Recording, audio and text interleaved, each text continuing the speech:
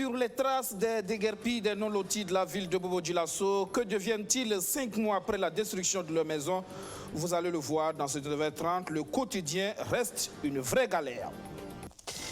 À suivre également dans ce 19h30 la poursuite des opérations de cœur au centre hospitalier universitaire de Tenganogo. 9 enfants viennent d'être sauvés. C'est une option désormais assumée au Hkroun, le Haut Conseil pour la réconciliation et l'unité nationale, qui rejoint la CODER. Elle prône la justice transitionnelle pour parvenir à la réconciliation nationale. Voici pour le sommet de ce 9h30. Bonsoir et bienvenue à tous. Cette question pour commencer. Que deviennent les déguerpis des secteurs 18 et 27 de la ville de Bobo-Dioulasso? Quelques mois après le passage des bulldozers sur les zones d'habitation, si certains ont pu se reloger, d'autres par contre squattent toujours les lieux. C'est l'incompréhension. La décision communale de déguerpir n'est toujours pas digérée. Les sinistrés en appellent à la sensibilité des autorités. Sur les traces des déguerpis, le reportage de Sotuo Justin Dabiré. Les populations des zones non loties des secteurs 18 et 27 situés à cheval entre l'arrondissement 5 et 6 de Bobo-Dioulasso ont été réveillées très tôt le matin par le bruit des machines. Enfants, femmes et hommes ont assisté à la destruction de leur habitation qui se trouve, selon les autorités communales, dans le domaine du camp Ouezem Koulibaly. Près de 5 mois après, certaines populations continuent de vivre dans cette zone réservée au camp et à moitié détruite. Je dors toujours dans ce non-loti, dans une maison détruite. Je n'ai pas où aller. C'est dans cette maison détruite que je dors. Ma femme et mes enfants vivent chez les parents de ma femme. Dans cette zone non lotie, elles sont nombreuses les populations qui disent avoir été recensées entre 2003 et 2006. Certaines d'entre elles brandissent des numéros et disent ne pas comprendre qu'elles soient concernées par le déguerpissement du fait d'être dans le domaine du camp. Ça fait plus de 22 ans qu'on est dans ce non-loti-là. Moi-même, j'exerce le jardinage. Depuis lors, on a eu un communiqué qui a été fait par le maire de l'arrondissement 6. Nous, on a une association. On s'est déplacé, aller voir le maire. Bon, avec tout ça, ils ont dit qu'on est au camp. Or, avant, on a été recensé par l'arrondissement 5. On a ces papiers de recensement. À notre grande surprise, on vient nous dire aujourd'hui qu'on fait partie de l'arrondissement 6. Kadidiatou Traoré a rejoint sa grande sœur après la destruction de sa maison en février dernier. Grâce à son commerce, cette veuve, mère de 3 enfants, a pu trouver une maison en location et a payé la scolarité des enfants. Ça fait un plus, il faut diminuer les dépenses. Il faut diminuer les dépenses, puisque avant là, tu ne payais pas la location. Mais maintenant, tu payes la location, tu payes l'eau, tu payes le courant, tout. Donc, ça fait des dépenses de plus. Donc, pour la nourriture, là, maintenant, et puis les petites dépenses des enfants, là, il faut diminuer. Dans ce domaine réservé au camp Ouezem Koulibaly se trouvait ce jardin. C'est de là que des familles tiraient l'essentiel de leurs revenus. Ils étaient des milliers sur ce site, comme Abou a trouvé de quoi nourrir leur famille. 4 mois après, voici un aperçu du jardin. Abou a encore la gorge nouée quand il parle de sinistre. Aujourd'hui, c'est un père impuissant qui semble mettre la vie scolaire de l'une de ses filles en classe de CM2 entre parenthèses. J'ai dit à ma fille de ne plus aller à l'école. Les autorités nous demandent de scolariser les enfants, surtout les filles. Aujourd'hui, le maître est satisfait du travail de ma fille. Mais je lui ai dit de rester à la maison car je n'ai plus d'argent pour solder le reste de sa scolarité. Abou Sanou et ses camarades n'auraient pas été dédommagés. Aucune autorité n'a été les voir depuis le déguerpissement et la destruction de leur jardin. Il n'y a pas d'emploi et le travail que nous faisons, vous l'avez détruit. On ne nous a pas dédommagé pour le jardin. S'ils nous avaient dédommagé, on allait pouvoir faire quelque chose. Ils nous ont laissés ainsi. Ils ont gâté notre travail. Lassina Sanou est un sexagénaire qui habite dans le non-loti depuis plus de 30 ans. Il serait l'un des premiers habitants de cette zone non-lotie du camp Ouezem Koulibaly. Il en appelle à la pitié des autorités. Nous n'avons plus de logement ni de champs. Le jardin qui nous permettait de subvenir à nos besoins a été détruit. Si nous n'avons plus rien à faire, cela va nous pousser à aller voler. Je demande aux autorités d'avoir pitié de nous. Les populations déguerpies des secteurs 18 et 27 situés dans le domaine du camp Ouézin Coulibaly ont organisé une marche de protestation le samedi 9 mars 2019 à Bobo-Dioulasso pour dire non à ce qu'elles qualifient de déguerpissement sauvage des non-lotis. Ce sont des populations qui continuent à croire qu'une solution leur sera trouvée afin de reprendre une vie normale. Le fait n'est pas passé inaperçu à Gawa. Il y avait du riz importé dans le menu du dîner que le président du Faso a offert aux producteurs à l'occasion de la 21e édition de la Journée nationale du paysan. De quoi susciter la polémique dans un contexte où l'État veut promouvoir la consommation des produits locaux. Interrogé ce matin à l'issue du Conseil des ministres, voici la réponse du porte-parole du gouvernement, Rémi Fulgence Danguino. Je pense que si on se focalise sur des instants comme ça, on perd de vue tout l'effort que le gouvernement a fait pour accompagner les produits locaux. Il se peut que ce soit du riz importé. Peut-être que dans la mise en œuvre, il y a eu des manquements. Mais regardez ce que le ministère du Commerce a dit que nous avons transféré en 2018 dans le cadre de la consommation des produits. Il y a eu ce repas, c'est ce déjeuner, mais nous avons eu la chance, un certain nombre d'organisateurs, y compris M. Dao, je pense, de manger chez le chef d'État dans la soirée. Et c'était des mets burkinabés à 100%. Il n'y avait même pas, les boissons, il n'y avait que des boissons burkinabés, y compris même le dolo d'Agara et le dolo lobby de la zone. Donc, pour autant, je pense qu'il y a peut-être eu quelque chose qui s'est passé, mais si l'on veut jeter tout l'effort du gouvernement à cause de cet instant-là, je pense qu'on ne reconnaît pas assez l'effort qui a été fait. Le processus de réconciliation nationale bien en marche, l'institution chargée de piloter ce grand enjeu du moment affirme avoir bouclé le traitement de certains dossiers. Le HCROUN, le Haut Conseil pour la réconciliation et l'unité nationale, était face à la presse ce matin. Léandre Bassolé et son équipe, qui plaident toujours pour la hausse du budget de leur institution, ont invité les Burkinabés à se réconcilier. Par quelle voie? La voie de la justice transitionnelle. Le HCROUN semble désormais sur la même longueur d'onde que la CODER de Ablassé Ouedraogo. Les précisions de Rémi Lambert-Nébien.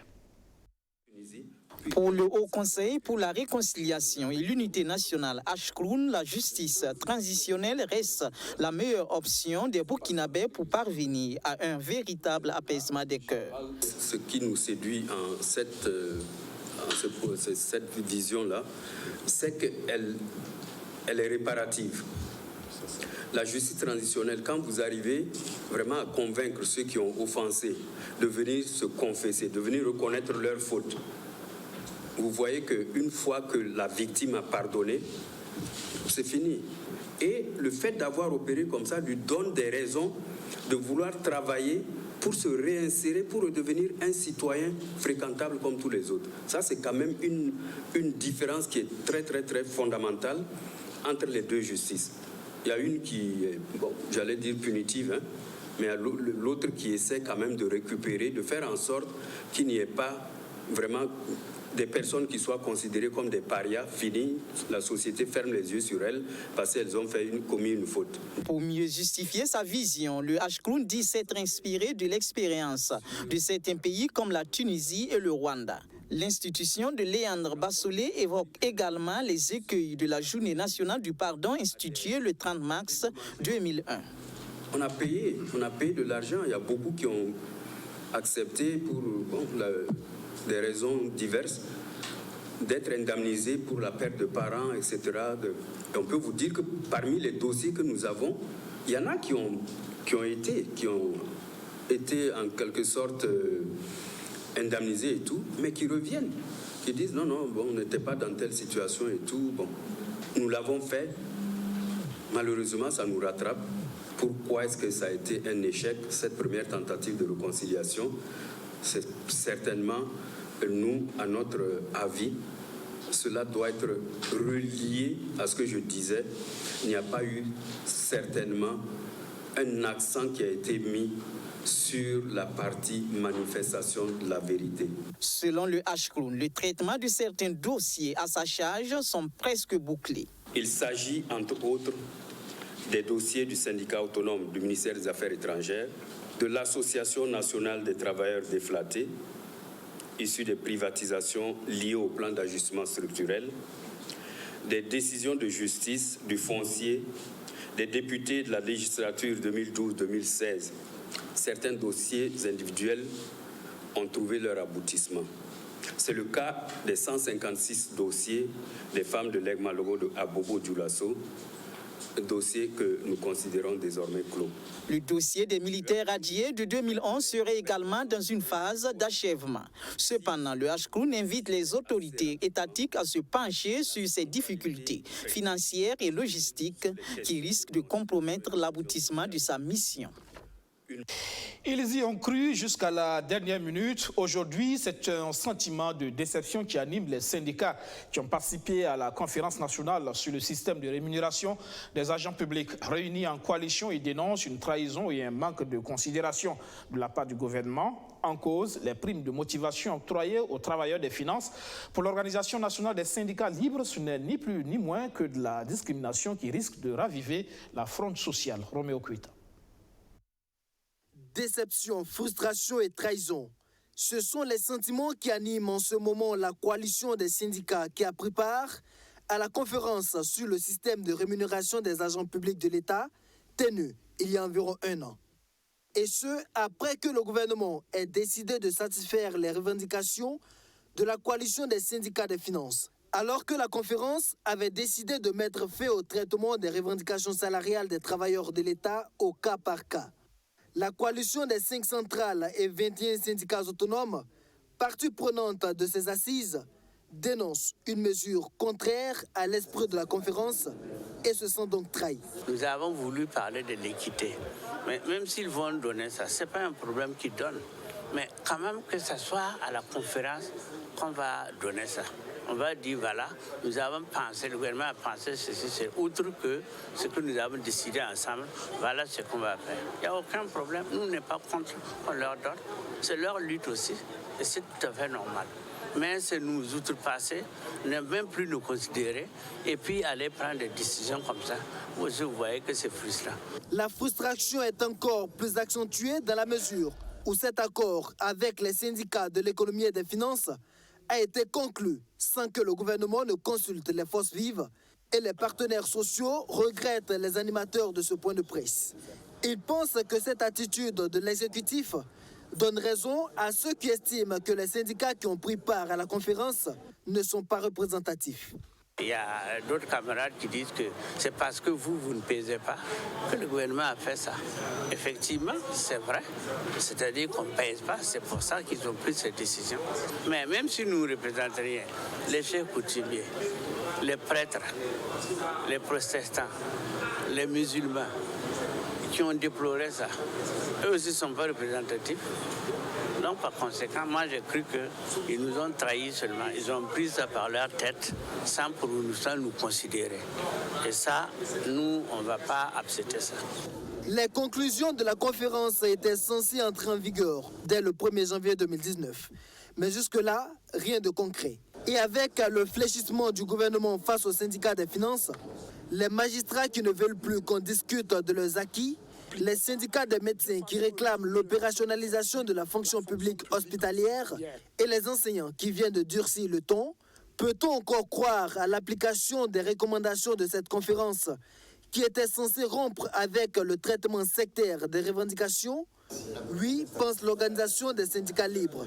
Mais à défaut d'atteindre les objectifs premiers de ces assises, Paul Kaboré et ses camarades exigent l'élargissement des avantages concédés depuis la tenue de la conférence à tous les agents publics de l'État. C'est une première dans l'histoire du Burkina Faso, donc un exploit jamais réalisé dans le secteur de la santé. Plus besoin de se déplacer à l'extérieur pour se faire opérer du cœur. L'intervention est possible depuis le 23 avril dernier au centre hospitalier universitaire de Tengango et elle s'est poursuivie. 9 enfants en tout ont été opérés avec succès par des médecins burkinabés. Arsène Konitamde. Dans ce bloc opératoire du centre hospitalier universitaire de Tengango, le personnel sanitaire est au four et au moulin. Dans quelques minutes, une fillette doit passer sur la table d'opération. Le moment venu, ce sont d'abord les anesthésistes burkinabés qui font des injections pour endormir la patiente. Une fois terminé, les chirurgiens peuvent procéder à l'opération afin de corriger les anomalies constatées au niveau du cœur de cette fillette.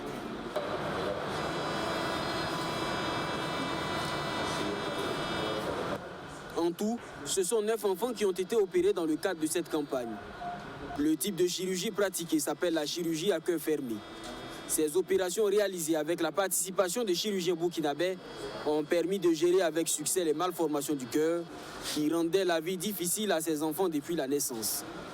C'est que c'est des maladies très évoluées. Généralement, on les opère un peu plus tôt. Donc, c'est des affections très évoluées.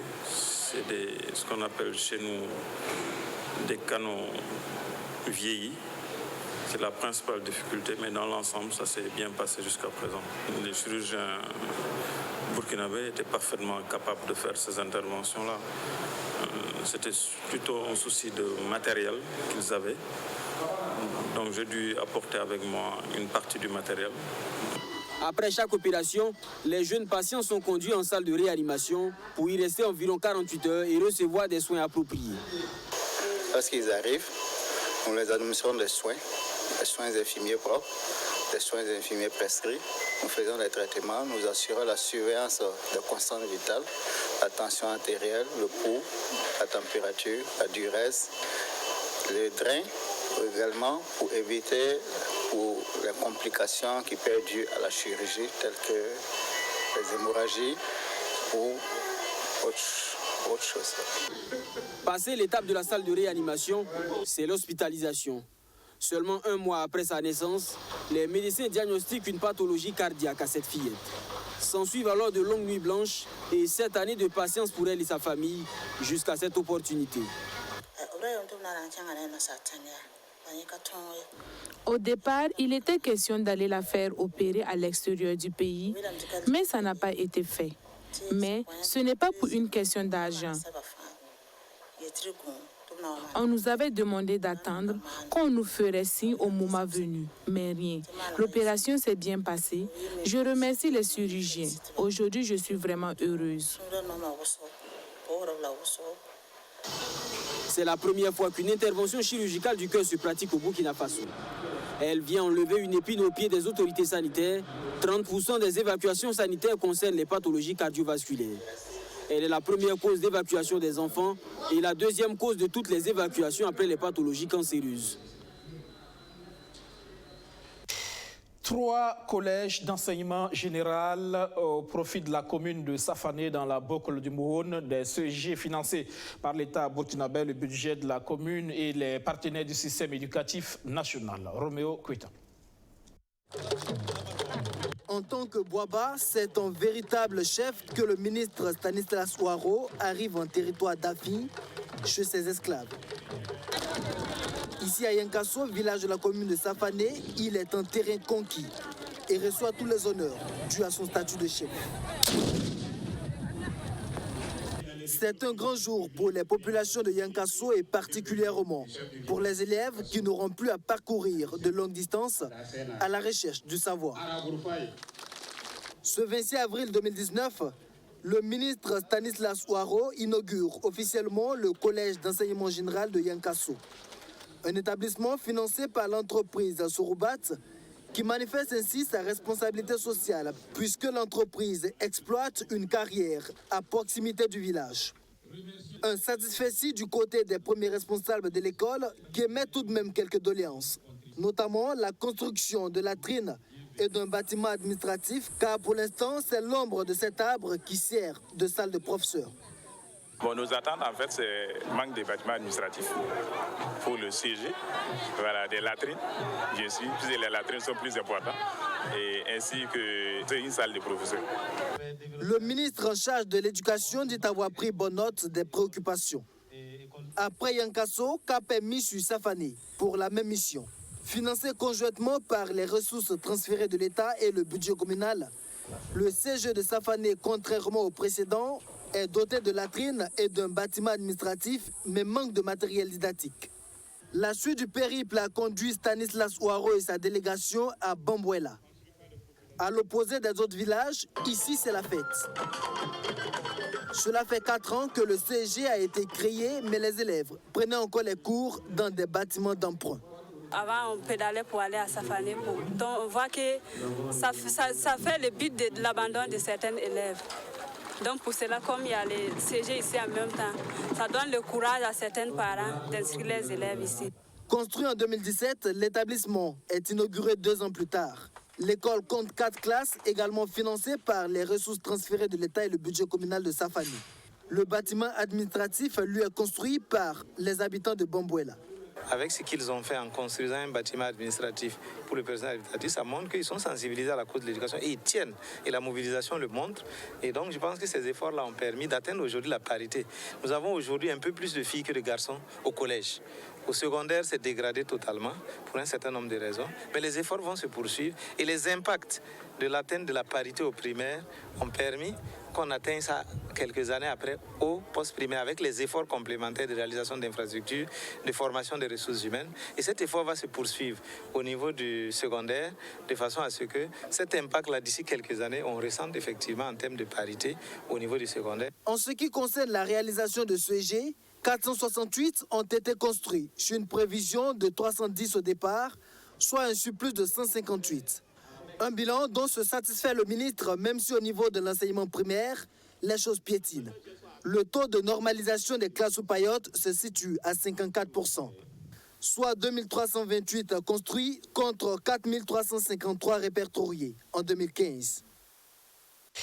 My Green School ou le concours qui crée une saine émulation sur les questions vertes dans les établissements scolaires de la ville de Ouagadougou. La première édition a été un franc succès. Alors, les porteurs du projet rebelotent cette année. Abdourazak Traoré.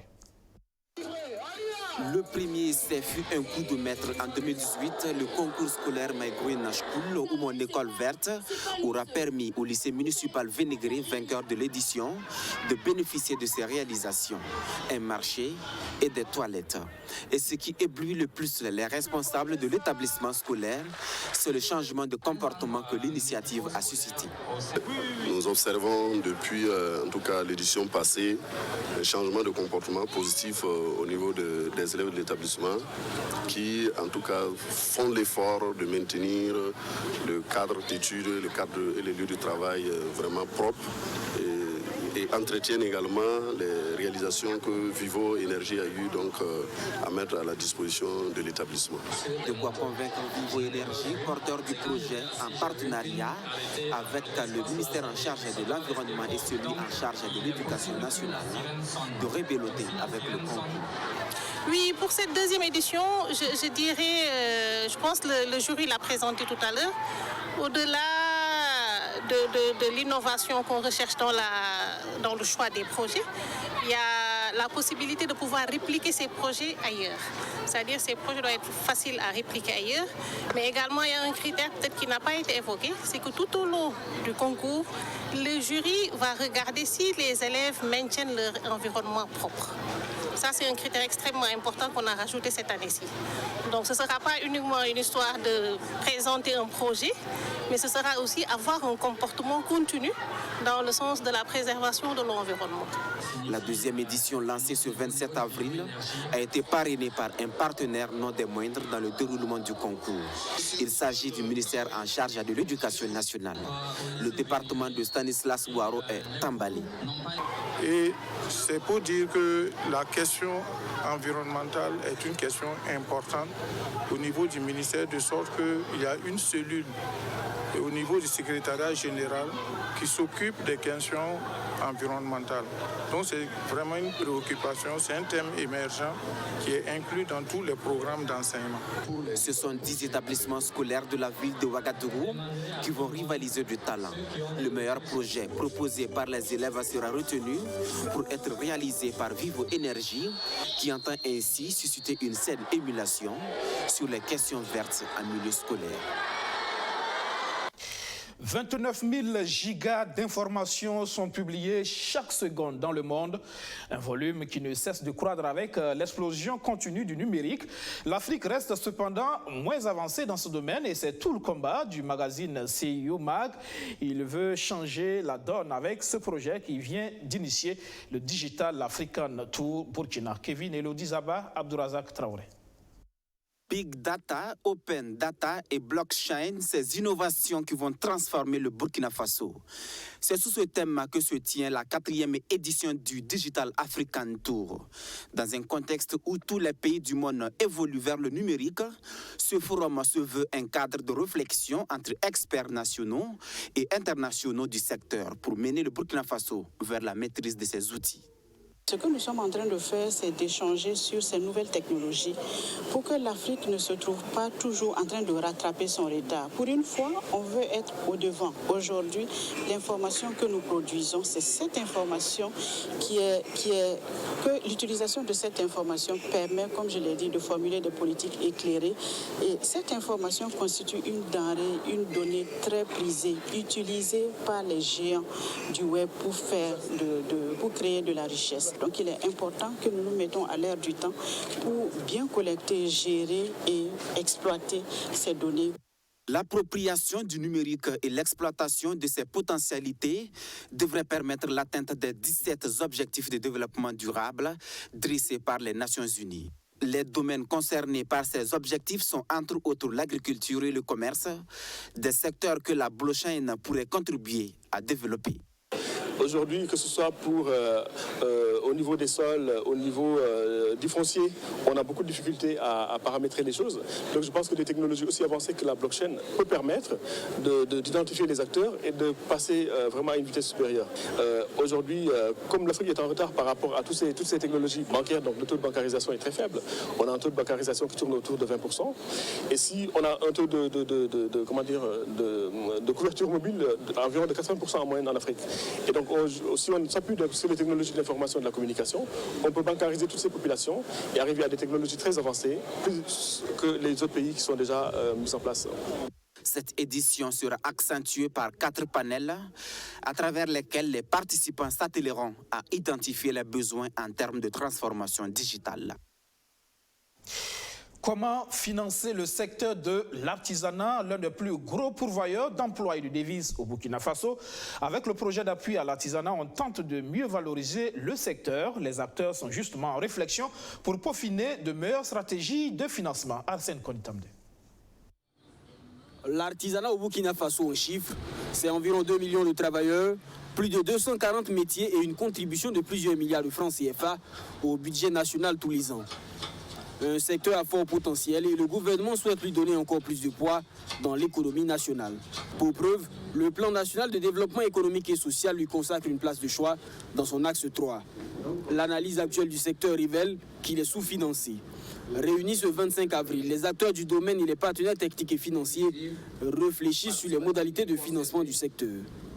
Nous sommes convaincus que le secteur de l'artisanat est un secteur à forte valeur d'ajoutée et également aussi un secteur créateur d'emplois. Ce projet a pour but finalement d'avoir les moyens financiers en vue de financer l'ensemble de programmes d'activité et de plans d'action relatifs au secteur de l'artisanat. Un plan d'action quinquennal a été mis en place depuis 2015 afin de mieux financer le secteur de l'artisanat. 30 milliards de francs CFA devraient être injectés dans le secteur durant 5 années. Mais problème, seulement 10% de ce montant a été mobilisé. Cet atelier a également pour objectif d'évaluer le projet. Faire le point de toutes les interventions dont le secteur a bénéficié, de regarder quels ont été les acquis, quelles ont été les forces, de regarder également quelles ont été les insuffisances et comment on peut améliorer les futures interventions dans ce secteur. C'est également l'occasion pour nous de mener le plaidoyer auprès des partenaires techniques et financiers actuels, classiques, et de potentiels partenaires également qui pourront être intéressés au regard de l'importance du secteur en termes de création d'emplois, en termes d'absorption du chômage, pour que, en tout cas, des appuis puissent être accompagnés au développement du secteur de l'artisanat. Confrontés à d'énormes difficultés comme la formation et l'équipement, les artisans disent attendre beaucoup de cet atelier de réflexion. Nous souhaitons que ça ne sera pas un atelier de trop, parce que nous attendons beaucoup de financement pour envisager, pouvoir même démarrer certaines activités que la Chambre n'arrive pas par manque de moyens. Nous souhaitons que l'État puisse prendre les dispositions pour qu'on puisse respecter le code communautaire de l'UMOA. Cela nous permettra de beaucoup avancer. Lancé en 2016, le projet d'appui à l'artisanat est financé par la coopération autrichienne. Son objectif principal est de contribuer à accroître les revenus d'environ 2000 artisans. Fin de ce journal. Merci de votre attention. Restez avec nous. 20h15, Kibaïwa Kato, le JT Moré. Et puis à 21h, votre magazine Leçon de vie avec l'homme politique Simon Compaoré. Agréable soirée sur BF1. Bonsoir.